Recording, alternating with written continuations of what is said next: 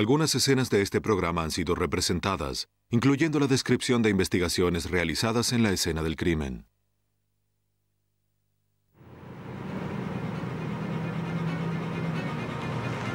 En Carolina del Norte, la ex esposa de un infante de marina desaparece sin dejar rastros.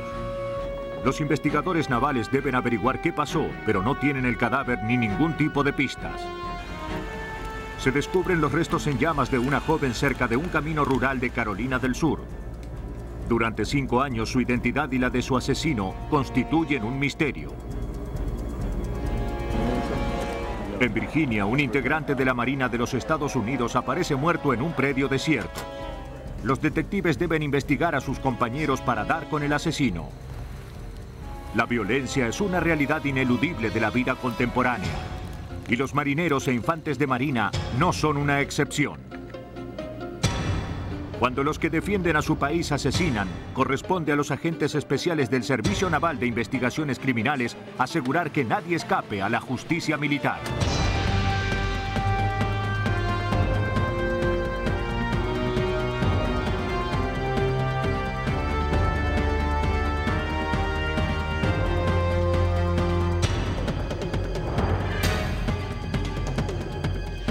Los nuevos detectives.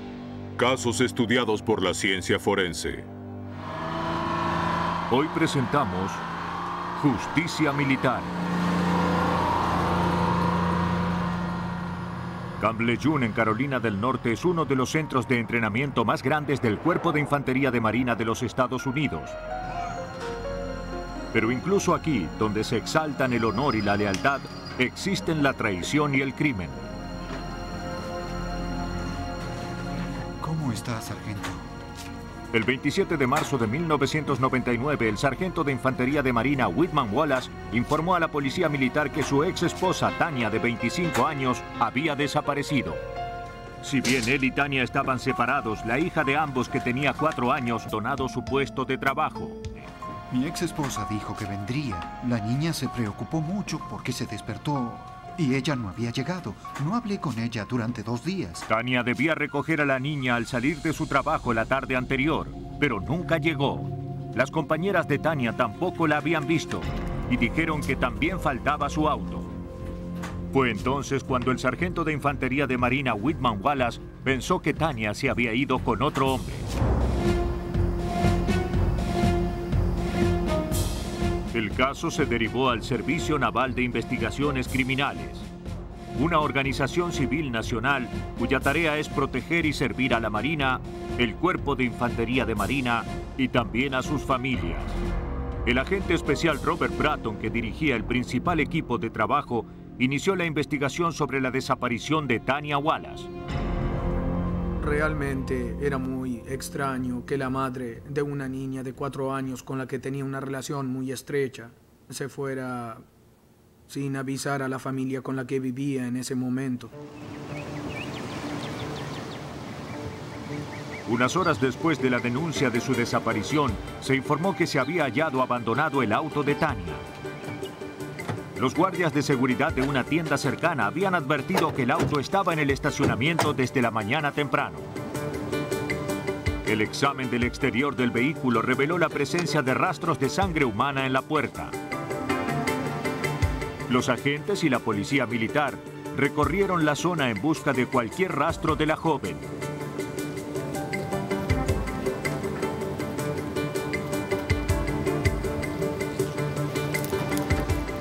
La búsqueda se prolongó varias horas, pero no se halló ninguna pista sobre el paradero de la mujer desaparecida.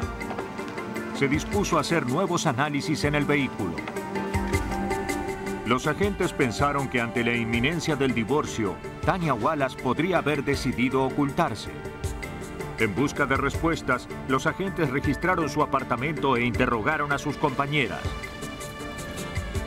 Una de ellas confirmó que Tanya había empezado a salir con otro hombre, pero este estaba en la Marina y en ese momento prestaba servicios en el exterior. Tanya no había hablado de viajar. Desde que se separó del violento Whitman Wallace, nada parecía preocuparla. Su compañera agregó que desde su separación de Wallace, Tanya se mostraba optimista respecto de la nueva vida que tenía por delante. Adoraba a su hija y su compañera no podía creer que Tanya hubiera abandonado a la niña de 4 años, dejándola a cargo de su ex esposo. Toma la pelota. Eso es. Sobre la base de las declaraciones de la amiga con quien vivía, que aseguró que nunca había dejado sola a la niña y que no le gustaba dejarla con el padre durante periodos muy largos, rápidamente descartamos la posibilidad de que se hubiera ido con alguien por su cuenta. Si bien los agentes aún esperaban que Tanya Wallace apareciera ilesa, todo apuntaba a lo contrario. Pero por ahora no tenían pruebas que respaldaran la idea de un crimen. Bien, hemos finalizado. Le agradezco que viniera a hablar conmigo. Se interrogó al sargento Whitman Wallace. Señor Whitman, voy a hacerle algunas preguntas. Insistió en que no tenía nada que ver con la desaparición de Tanya. Si bien su matrimonio no había funcionado, él la seguía queriendo, y también a su hija de 4 años. Dijo que la noche en que Tanya desapareció, él había realizado tareas de oficina desde las 11 de la noche hasta la mañana siguiente. Dijo que no había abandonado su puesto en ningún momento.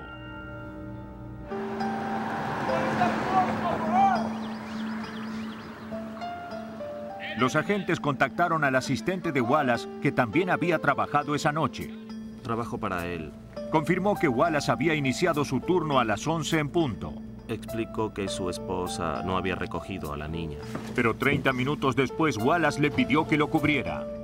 No puedo quedarme aquí, tengo que irme. Mi esposa debía pasar a buscar a mi hija, pero no lo ha hecho. Wallace dijo que su esposa no había ido a buscar a la niña y que tenía que volver a su casa a cuidar a su hija hasta que Tanya la recogiera. Adiós. Muy bien, adiós. Wallace se fue y volvió 2 horas después. Los agentes comprobaron que el sargento Wallace había mentido cuando declaró que esa noche no había abandonado su puesto de trabajo. Ahora tenían que averiguar qué era lo que trataba de ocultar.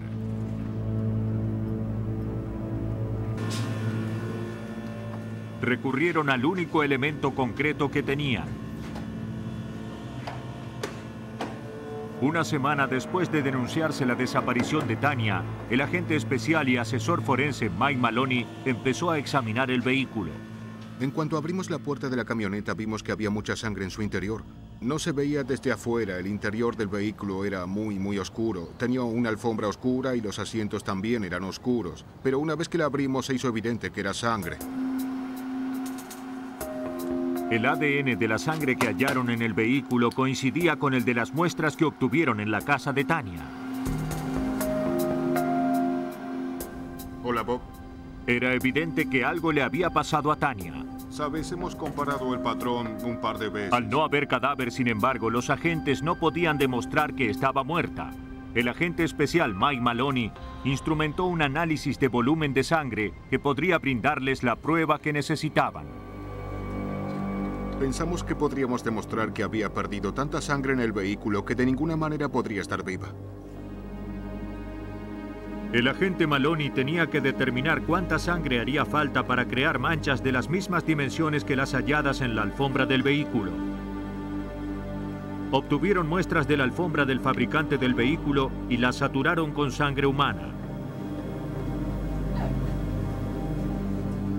Los investigadores determinaron que se necesitaban 1.815 mililitros de sangre humana, casi 2 litros, para crear una mancha de igual tamaño. Y eso suponía casi la mitad del volumen sanguíneo de Tanya Wallace. Nadie podría haber sobrevivido a una hemorragia tan intensa sin atención médica. Los agentes estaban seguros de que Tanya Wallace estaba muerta. Y también estaban convencidos de que su ex esposo, el sargento Whitman Wallace, era el culpable. Pero no tenían pruebas del asesinato.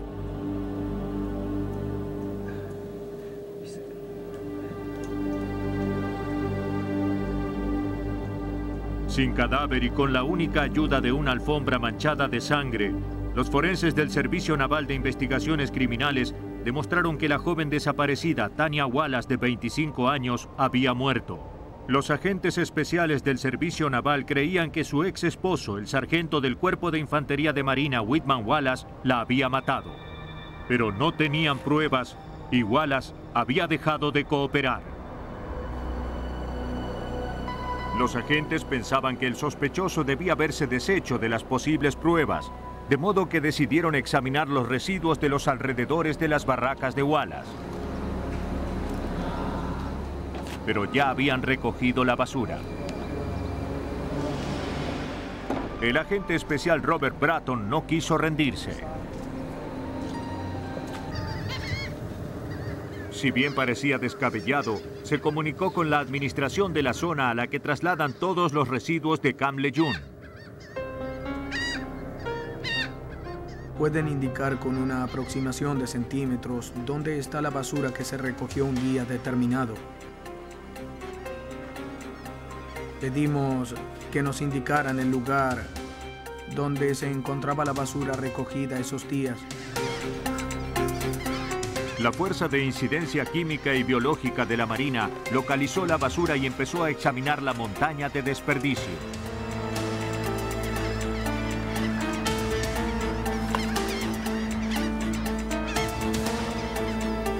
Tras horas de búsqueda, el equipo halló una sudadera militar verde grande y también ropa de mujer. Toda la ropa que hallaron estaba manchada con sangre. Los análisis de ADN de la ropa indicaron que la sangre pertenecía a Tanya Wallace. Para el agente especial Mike Maloney, era evidente que Tanya llevaba esa ropa cuando murió. Todo menos la sudadera verde. Examinamos el cuello de la sudadera y también las axilas. Hallamos gran cantidad de restos de células de piel, transpiración y saturación de sudor. Los técnicos pudieron extraer rastros de ADN de las células de piel halladas en la sudadera. Los análisis indicaron que el ADN coincidía con el del sargento Whitman Wallace. Seguros de que podrían atrapar al asesino de Tanya, los agentes examinaron la habitación de Wallace en las barracas. Wallace iba a trasladarse y había limpiado todo el lugar a conciencia. No sé qué resultará de esto. Cuando los agentes aplicaron luminol y oscurecieron la habitación, aparecieron grandes manchas en el piso de baldosas. ¿Cortamos? Sí. Los análisis confirmaron que era sangre humana. Eliminó las manchas rojas, pero eso fue todo lo que hizo. La hemoglobina sigue ahí. Pero las manchas desaparecían abruptamente donde empezaba la alfombra. Solo había sangre en el piso de baldosas. Convencidos de que Tanya había muerto en la habitación de Whitman Wallace, los agentes empezaron a interrogar a otros infantes de marina que vivían en las mismas barracas. Gracias. ¿Qué quiere decirme? Un infante de marina recordó que unos días después de que se denunciara la desaparición de Tanya, Wallace le hizo una visita. Te lo agradezco. No sabes cuánto te lo agradezco. Dijo que esperaba una inspección, que la alfombra de su habitación estaba sucia y que nunca lo aprobarían. Wallace le pidió que intercambiaran las alfombras y su compañero aceptó. Pero una vez que pasó la inspección, Wallace no volvió a buscar su alfombra. De acuerdo. Gracias. Bien, te Bien, llevaré, nos ¿de acuerdo? De hecho, la alfombra de Wallace seguía en el piso de su compañero. ¿Tiene la alfombra? Sí. Con la esperanza de que la alfombra tuviera la prueba que necesitaban para demostrar que Whitman Wallace era el asesino, los agentes la recogieron y la llevaron al laboratorio para analizarla. Hicimos la prueba del luminol y descubrimos lo que faltaba, el resto de la mancha.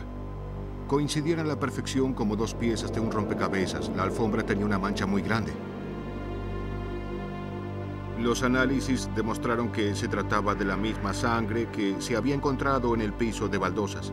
Los análisis de ADN revelaron que la sangre de la alfombra y la que había en el piso de baldosas coincidía con la de Tanya.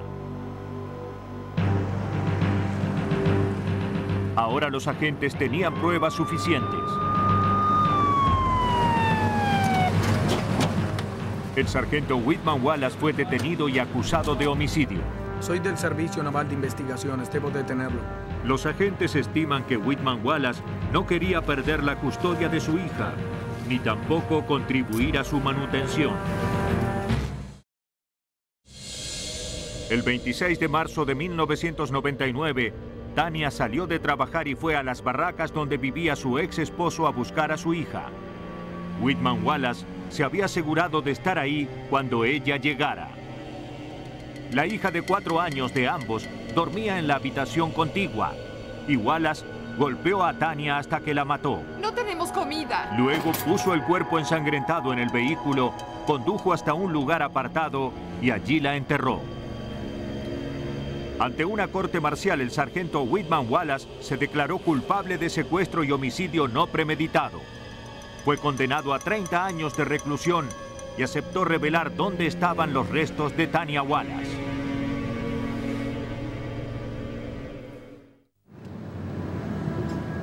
El 6 de noviembre de 1989, un hombre que conducía por una carretera aislada del condado de Jasper en Carolina del Sur vio que algo ardía a un lado del camino. Temió que las llamas pudieran extenderse y decidió apagar el fuego. Lo que ardía era un bolso grande de lona. Dentro del bolso, el hombre vio lo que parecieron restos humanos calcinados. Llamó a la policía. Los oficiales de policía del condado de Jasper acudieron al lugar. El cuerpo que estaba dentro del bolso era irreconocible y tenía el cráneo despedazado. La única pista sobre la identidad de la víctima eran los restos de una bata estampada con unicornios que había sobrevivido a las llamas. Eso indicaba que el cuerpo hallado al costado del camino era el de una mujer. Según el detective Sam Woodward del condado de Jasper, los investigadores no hallaron nada más. La policía consideraba que la identidad de la víctima podría revelar la de su asesino y esperaban que la autopsia les brindara más información. ¿El peso? 82 kilos. Del análisis de los restos, el médico forense concluyó que la víctima era una mujer blanca de unos 25 años y cabello castaño oscuro. De acuerdo. Las dimensiones del útero indicaban que había tenido un hijo poco tiempo antes. Su muerte había sido brutal. La habían golpeado en la cabeza 32 veces con un objeto contundente. El hombro derecho. La policía ingresó la escasa información que tenía en una base de datos policial nacional que contiene descripciones de personas desaparecidas. También examinó los expedientes de todas las desapariciones locales, pero ninguno de los casos coincidía con la descripción de la mujer.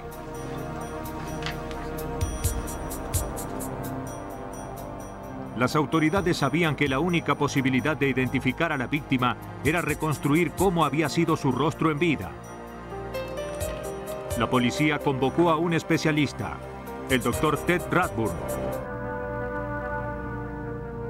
8 días después, el doctor Radburn había reconstruido el cráneo. Pude brindar a la policía y al dibujante forense un cráneo completo. Lo armé con ayuda de pegamento, varillas y arcilla, para que así pudieran tomarle fotografías y luego reconstruir la estructura facial de la víctima para su reconocimiento. El dibujante forense Roy Pascal de la División Policial de Carolina del Sur tenía ahora que resucitar a la víctima. Recibió el informe del doctor Radburn. Es un buen trabajo. Tras colocar indicadores de goma en determinados puntos del cráneo para señalar la profundidad de la carne, Pascal tomó fotografías. Luego empezó a dibujar el rostro de la víctima con un lápiz.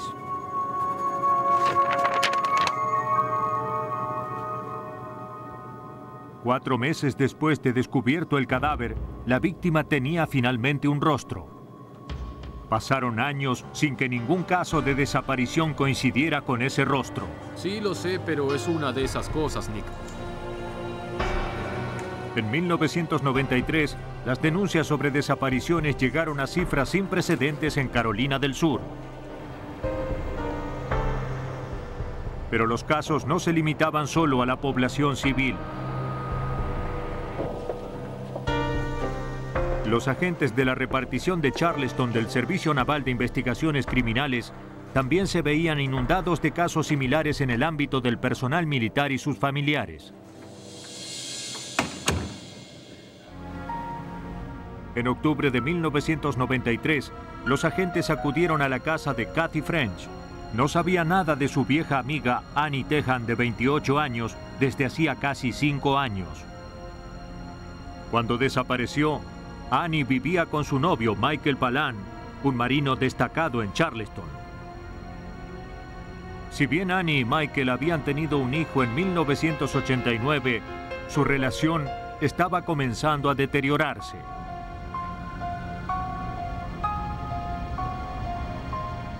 Poco después de que Annie quedara embarazada, Michael empezó a tratarla con violencia. ¿De qué están hablando? Estallaba sin ningún motivo aparente y constantemente la amenazaba con abandonarla y llevarse al bebé. No podrán librarse de mí. Annie empezó a tener miedo, pero juró que nunca renunciaría a su hijo. Poco después, Kathy se trasladó a otro estado. Annie quería reunirse con ella después del parto, pero tenía miedo porque en una ocasión Michael Palan la había hecho detener mediante una falsa acusación de secuestro. Unos meses después, Annie la llamó. Estaba dispuesta a irse de Charleston con su bebé y a reunirse con Kathy. Kathy dijo que le había enviado a Annie dinero para el autobús, pero que nunca había vuelto a saber nada de ella. Como el padre del hijo de la mujer desaparecida era un integrante de la Marina de los Estados Unidos, el agente especial del Servicio Naval de Investigaciones Criminales, Jim Grebas, aceptó iniciar una investigación. Pero dada la turbulenta relación de la pareja, no podía descartar que la desaparición de Annie fuera intencional. Nosotros pensábamos que si se llevaba mal con Michael Palan, tal vez decidió desaparecer, pero tuvimos que descartar esa posibilidad. Los archivos indicaron que el jefe de armamento electrónico, Michael Palan, estaba destacado en una base naval de Hawái. El agente Grebas se comunicó con agentes locales y les pidió que hablaran con Palan. Señor Palan, somos del Servicio Naval de Investigaciones. Queremos hablar con usted sobre la señorita Tejan. Michael Palan dijo a los agentes que cuando se despertó la mañana del 6 de noviembre de 1989, descubrió que Annie los había abandonado a él y al bebé. Los investigadores navales no creyeron la historia de Palan. Para ellos, solo había una explicación de por qué Annie Tejan no estaba con su bebé. Pensábamos que si se hubiera ido, que era lo que quería hacer, se habría llevado al bebé. Lo único que ella quería era irse con el bebé. Ella no quería perderlo. En verdad, no tardamos mucho en convencernos de que a ella la habían matado. Los agentes pensaban que Michael Palan había matado a Annie Tejan, pero no tenían pruebas. Empezaron a revisar decenas de casos de asesinato sin resolver en todo el estado. En uno de los expedientes que se remontaba a 1989, el agente Grebas hizo un descubrimiento sorprendente. Era el retrato forense de una joven que habían encontrado en el condado de Jasper el 6 de noviembre de 1989. Tomé una fotografía de Annie que yo tenía y comparé las dos. Me di cuenta de que era Annie y que la habíamos encontrado. Los análisis de ADN confirmaron que la joven misteriosa era en realidad Annie Tejan. Y ahora el jefe naval Michael Palan era el principal sospechoso del homicidio. ¿Cuál es el próximo paso? Bueno, ayer viajé y hablé con ellos sobre la joven no identificada. Pero el agente Peter Hughes sabía que sería difícil encontrar pruebas de su culpabilidad. El principal problema era que estábamos ante un caso de homicidio que había tenido lugar 6 años antes, de modo que empezar de cero y reconstruir los hechos iba a exigir un esfuerzo realmente increíble para todos. Esos son los resultados. Aquí tiene. Los agentes y las autoridades locales empezaron a reconstruir los movimientos de Palan en el momento del asesinato. Examinaron los archivos telefónicos del 6 de noviembre de 1989. Hallaron varios llamados a un número de Savannah, Georgia, ubicado a centenares de kilómetros. El número era de la ex esposa de Palan. Sí, efectivamente, el número coincide. Para confirmar sus sospechas, la policía local obtuvo sus movimientos financieros. Hallaron un recibo del 6 de noviembre de una gasolinera ubicada a 37 kilómetros de donde se descubrió el cuerpo de Annie. Los investigadores comenzaron a pensar que Michael Palan no había actuado solo. Los agentes viajaron a Miami, donde vivía ahora la ex esposa de Palan. Si bien dijo no saber nada sobre el asesinato de Annie, recordó que una mañana de mediados de noviembre de 1989, Palan la había llamado. Le dijo que Annie lo había abandonado y que la necesitaba para que lo ayudara a cuidar al bebé. Ella aceptó y 1 o 2 días después fue hasta el apartamento de Palan en Charleston a buscar al bebé. Pero los archivos telefónicos y los recibos de gasolina demostraron que había viajado al apartamento el 6 de noviembre, el mismo día en que Annie fue asesinada. ¿Segura? Cuando se trataba de fechas y horas, la historia no se sostenía. Los agentes le mostraron los recibos y le preguntaron si eso le refrescaba la memoria. Una vez que se dio cuenta de que sabíamos que había estado en el apartamento a la hora del asesinato, supo que no tenía escapatoria. Como podía verse involucrada en el asesinato, la ex esposa aceptó colaborar. Dijo que Michael Palan ya no quería a Annie, pero sí al hijo de ambos. Como sabía que Annie nunca dejaría al bebé, Palan planeó matarla y su ex esposa aceptó ir en su ayuda para así deshacerse del cadáver.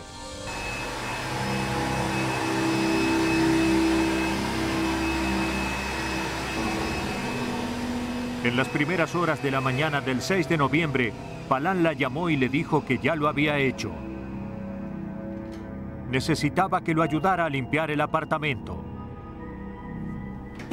Cuando llegó poco después del amanecer, vio sangre por todas partes. Por ahí hay más. Vamos. Debemos apurarnos. Luego de ayudar a Palan a cargar el cuerpo de Annie en su auto, lo ayudó a limpiar las alfombras y a pintar las manchas de sangre que habían quedado en las paredes.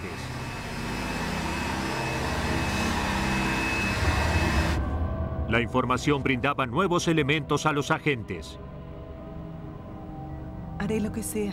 Ahora necesitaban pruebas concretas de que Michael Palan había hecho lo que su ex esposa afirmaba.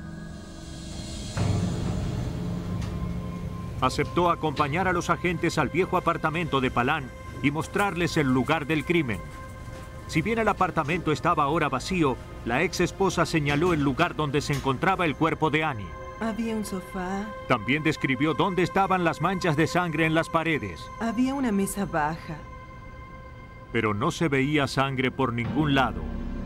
Después de tantos años, los agentes no creían que pudieran encontrar nada. Había sangre aquí sobre el televisor. Los agentes oscurecieron la habitación y aplicaron luminol en todo el lugar. Para su sorpresa, aún había sangre. Y la ubicación de las manchas era la que había dicho la ex esposa de Palan. Si bien los hallazgos corroboraban la declaración de la ex esposa y brindaba pruebas de la culpabilidad de Palan, los agentes sabían que no demostraba más allá de toda duda razonable que él era el asesino. Una amiga de ella denunció su desaparición. Si presentábamos el caso, el abogado defensor podría decir que fue una esposa celosa la que la mató, no Palan. Una esposa celosa. Los agentes necesitaban que Michael Palan confesara. Con ayuda de su ex esposa, los agentes le tendieron una trampa. Telefonearía a Palan y lo llevaría a hablar sobre el crimen. Lo interesante fue que ella inició la conversación diciendo, Michael, encontraron el cuerpo. Encontraron a Annie. Y su respuesta fue, no lo hicieron. Eso es algo muy significativo. Una persona inocente habría dicho, ¿de qué estás hablando? ¿Cuerpo? No entiendo nada. ¿De qué estás hablando? Pero él estaba al teléfono y nos decía, no, la policía no encontró el cuerpo. Tras varios días de interceptar el teléfono, los agentes habían oído suficiente. ¿Usted lo oyó negar la conversación? Palan.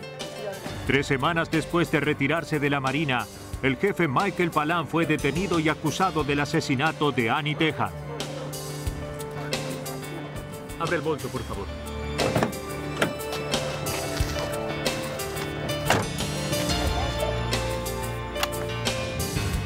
Al ver todas las pruebas que se habían acumulado en su contra, Palan confesó. Estaba decidido a quedarse con el niño, dijo, y confesó que en las primeras horas del 6 de noviembre llegó a su casa y encontró a Annie dormida frente al televisor. Valiéndose de un objeto contundente, la golpeó hasta que la mató. Para ocultar el crimen, colocó el cuerpo de Annie en un bolso de lona y lo llevó a un camino rural desierto. Roció el cuerpo con gasolina y lo encendió.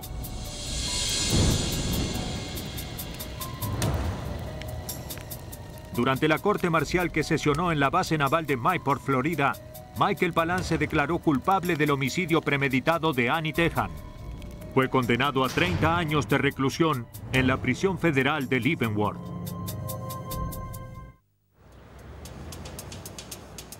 La mañana del 23 de abril de 1998, un hombre que desmalezaba un predio cerca de un complejo de apartamentos de Newport News, Virginia, vio que había algo en la hierba. Cuando se acercó, comprobó que era un cuerpo humano y que la víctima, un hombre, presentaba heridas de bala.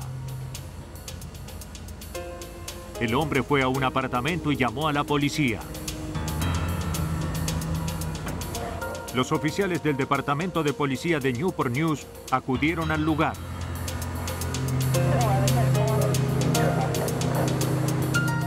Empezaron a revisar los bolsillos de la víctima en busca de algo que les permitiera identificarla. En la billetera hallaron varios centenares de dólares en efectivo y un documento de identidad. La víctima era Stephen November, de 23 años, marino destacado en un portaaviones de la base naval de Norfolk. Le habían disparado 5 veces, pero la ausencia de balas o cartuchos en el lugar, así como las marcas de esposas que se observaban en los zapatos de la víctima, hicieron pensar a la policía que Stephen November había sido asesinado en otra parte y luego trasladado a ese lugar.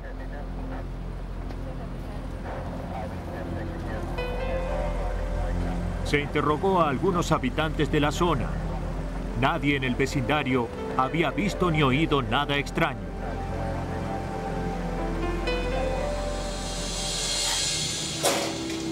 El médico forense que hizo la autopsia determinó que la causa de la muerte había sido un disparo en la cabeza con un arma de 9 milímetros. Con esa misma arma se habían hecho otros 4 disparos. Se encontraron las balas en la cabeza y el pecho de November. La policía tenía pocas pistas y ningún sospechoso, por lo que sabía que descubrir al asesino del joven marino iba a ser muy difícil. La policía de Newport News, Virginia, siguió investigando la muerte de Stephen November, de 23 años, integrante de la Marina de los Estados Unidos. La policía no contaba con nada concreto en qué basarse, por lo que esperaba hallar más pistas durante el registro de su casa.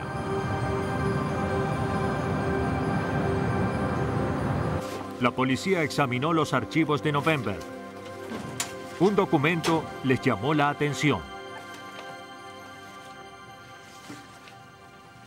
Era el registro de una transacción a nombre de Stephen November por un arma corta de 9 milímetros, el mismo tipo de arma que habían usado para matarlo.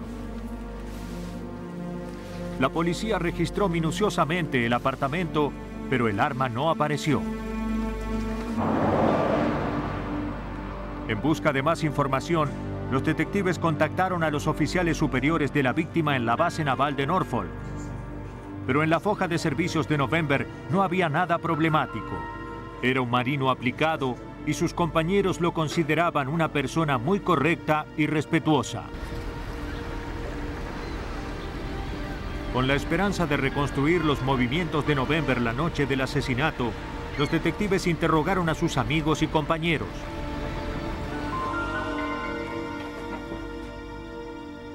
El soldado Héctor Coleman dijo que él y otro amigo habían estado con November la noche anterior a que se descubriera su cadáver. Los tres habían salido a hacer una serie de compras. A las 10, November le pidió al conductor Carlos Saldanha que lo dejara en una tienda cercana. November dijo que tenía algunas cosas que hacer y que los vería más tarde. Acababa de cobrar un cheque de devolución de impuestos y llevaba $2,000 en efectivo. Sus amigos decidieron acompañarlo al lugar que November les indicó.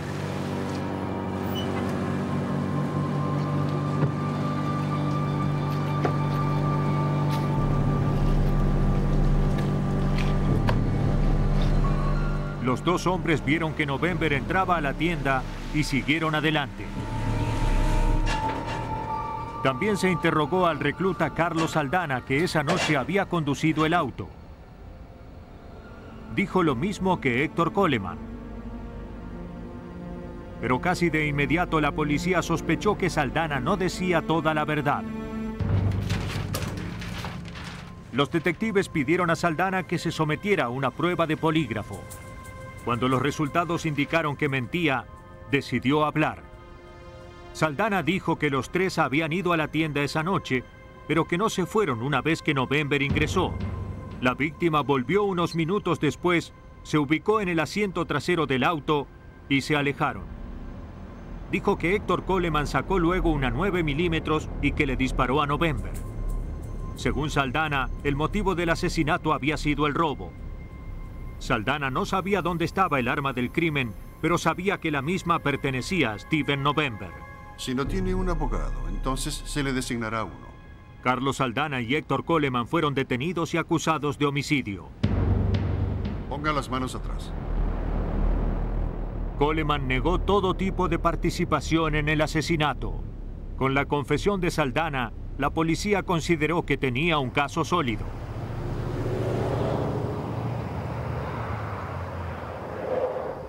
No sé cómo pudo hacerlo.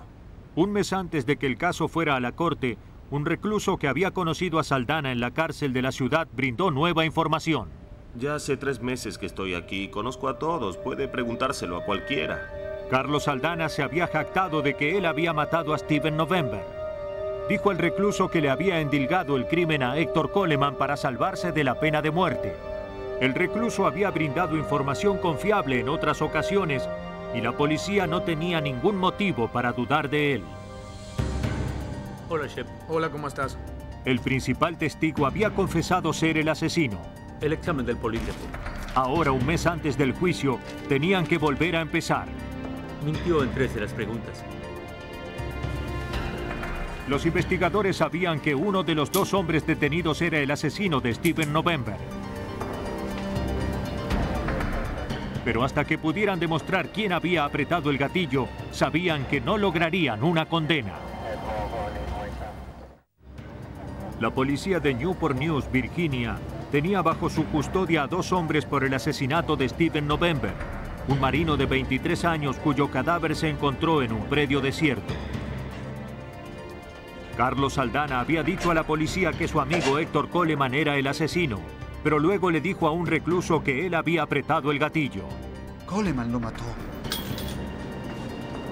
A pocas semanas del juicio, los investigadores ahora corrían peligro de perder el caso. Pero tenían otra alternativa que les daría más tiempo para presentar un caso sólido. Por aquí. Las autoridades de Newport News retiraron las acusaciones contra Héctor Coleman y Carlos Saldaña y derivaron el caso a los fiscales del JAG, el Cuerpo General de Jueces y Abogados de la Marina, que también tenía jurisdicción en la investigación. El capitán de corbeta Scott Lang del JAG se hizo cargo del caso. Con muy pocas pruebas concretas, tenía que demostrar cuál de los dos testigos decía la verdad. El gran problema de este caso era que teníamos solo 2 testigos y que ambos tenían muchos motivos para mentir. Ninguno de ellos quiso admitir que había apretado el gatillo. Entonces, no podíamos basar el caso solamente en la palabra de alguien que tenía tan buenos motivos para mentir. El capitán de corbeta Lang recurrió a los agentes especiales del Servicio Naval de Investigaciones Criminales de Norfolk, Virginia. Señores, ahora quiero informarles a todos lo siguiente. Se asignó al agente Bill Heath al caso. Su primera medida fue determinar la veracidad de la afirmación de Carlos Santana de que Héctor Coleman había cometido el asesinato dentro de su vehículo. Teníamos que volver al vehículo y determinar la factibilidad de la declaración del señor Carlos Saldaña. ¿El asesinato podía haber tenido lugar dentro del vehículo como él aseguraba? Ese era nuestro principal objetivo. ¿Eso era posible? Una primera inspección del vehículo, sin embargo, no mostró rastros visibles de sangre ni otros indicios de violencia. El registro del vehículo de Saldaña no mostraba nada. Parecía que la oportunidad de que los agentes determinaran quién era el asesino de Stephen November se esfumaba. Pero los forenses del Servicio Naval de Investigaciones Criminales están preparados para ver más allá de lo obvio. El agente especial Mike Maloney retiró el asiento trasero del vehículo donde aparentemente estaba sentado Stephen November cuando lo mataron. Cuando separó los cojines del asiento, descubrió que la parte interior estaba empapada en sangre. Lo analizaremos. Tendremos que comprobar si esto es sangre. Los análisis de ADN confirmaron que las manchas de sangre procedían del cuerpo de Stephen November. Mediante un análisis de trayectoria de proyectiles, el agente Maloney se disponía a demostrar de dónde habían partido los disparos. El análisis de trayectoria del proyectil es un método por el que se toman las heridas que presenta el cuerpo y también todo objetivo intermedio que haya atravesado la bala, ya se trate de ropa, del asiento, una pared, una ventana. Si luego se ordena todo eso, se puede determinar desde qué punto se hizo el disparo. Se colocó en el asiento trasero del auto de Saldaña un maniquí con la camisa de Stephen November que estaba desgarrada por las balas. Valiéndose de las manchas de sangre del cojín del asiento para calcular la posición de la víctima, el agente Maloney concluyó que la trayectoria de las balas indicaba que los disparos habían partido del asiento del acompañante delantero. Como se sabía que Carlos Saldaña era el conductor la noche del crimen, los agentes consideraron que Héctor Coleman ocupaba el lugar del acompañante. Pero eso no le bastaba al agente especial Heath. Tenía que localizar el arma homicida y pensaba que se trataba de la 9 milímetros desaparecida de Stephen November. Poco después de ingresar el número de serie en una base de datos policial nacional, recibió un llamado.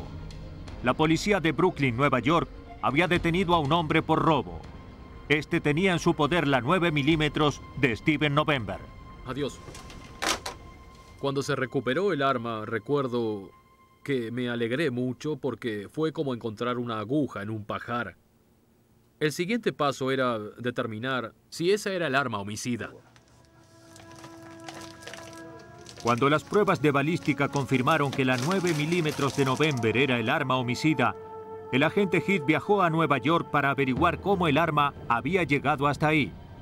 El hombre aseguró que le había comprado el arma a un amigo suyo. Finalmente, dio a los agentes el nombre y el número del vendedor. Los agentes contactaron al hombre que le había vendido el arma. Este aceptó hablar, pero solo en un lugar apartado de un parque cercano. Fue en mi ciudad natal. Cuando le enseñaron fotografías de los sospechosos, señaló a Héctor Coleman, un amigo de la infancia, y dijo que había sido él quien le había vendido la 9 milímetros. Coleman le dijo a su amigo que había usado el arma para matar a alguien y que quería deshacerse de ella. Una vez que pude localizar al testigo de Nueva York que le había comprado el arma a Coleman, su testimonio cobró gran importancia ya que teníamos a un tercero que no había intervenido en el crimen y que, en una conversación casual con Coleman, se había enterado de todos los detalles del asesinato. Los agentes no sabían por qué Carlos Saldanha le había dicho a un recluso que él había apretado el gatillo, pero habían comprobado que Héctor Coleman había asesinado a Steven November.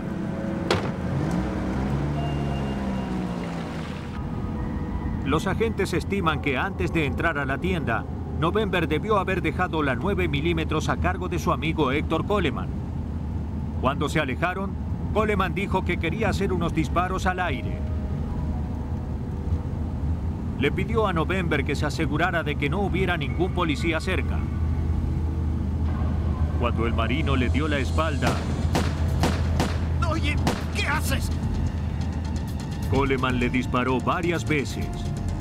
Luego le robó casi la totalidad de los $2,000 de la devolución de impuestos e hizo que Saldanha condujera hasta un lugar apartado donde se deshicieron del cadáver. Saldanha declaró luego que Coleman había amenazado con matarlo también a él si hablaba sobre el asesinato. Carlos Saldanha se declaró culpable de un cargo de complicidad y 2 de falso testimonio. Fue condenado a 8 años de reclusión.